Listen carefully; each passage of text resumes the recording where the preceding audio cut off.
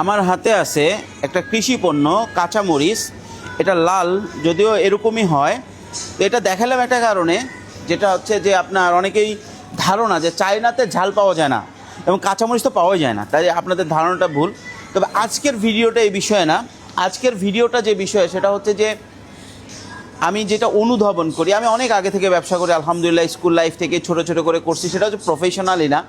কিন্তু যখনই প্রফেশনালি ব্যবসা শুরু করছি পড়ালেখা শেষ করে আলহামদুলিল্লাহ, তো আমার মনে হচ্ছিলো যে আগে থেকে শুরু করলে ভালো হতো, যে প্রফেশনাল যে কাজগুলো শুরু করছি 18 থেকে 20 বছর বয়সে যদি শুরু করতাম তাহলে ভালো হতো।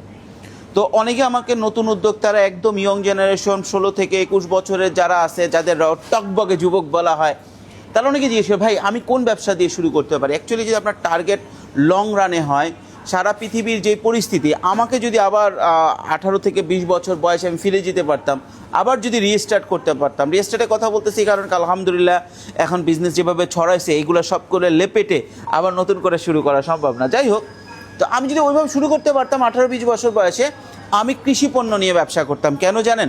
কারণ সারা পৃথিবীতে প্রতি বছর যে জিনিসগুলোর দাম প্রতিনিয়ত বাড়তেছে সেটা হচ্ছে খাদ্যদ্রব্য, ইলেকট্রনিক্স। প্রতিদিন আপনার মডেল চেঞ্জ হচ্ছে, একটা টেকনোলজি বের হলে পরে সেটা পুরান হয়ে যাচ্ছে, বিভিন্ন রকম ইস্যু আছে। দুইটা জিনিসের দাম রেগুলার বাড়তেছে, একটা হচ্ছে অ্যাসেট আর একটা হচ্ছে খাদ্যদ্রব্য।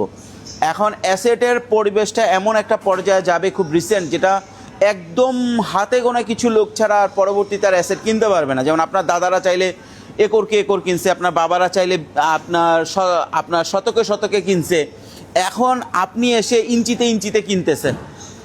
কিন্তু খাদ্যদ্রব্য কিন্তু আপনার দাদারাও যেটুকু কিনে খেতে হয়েছে বা আপনার চাষ করে খেয়েছে, বাবারা কিনে খেয়েছে, এখনও আপনাকে কিনে খেতে হচ্ছে এবং এটা কিনে খেতে হবে।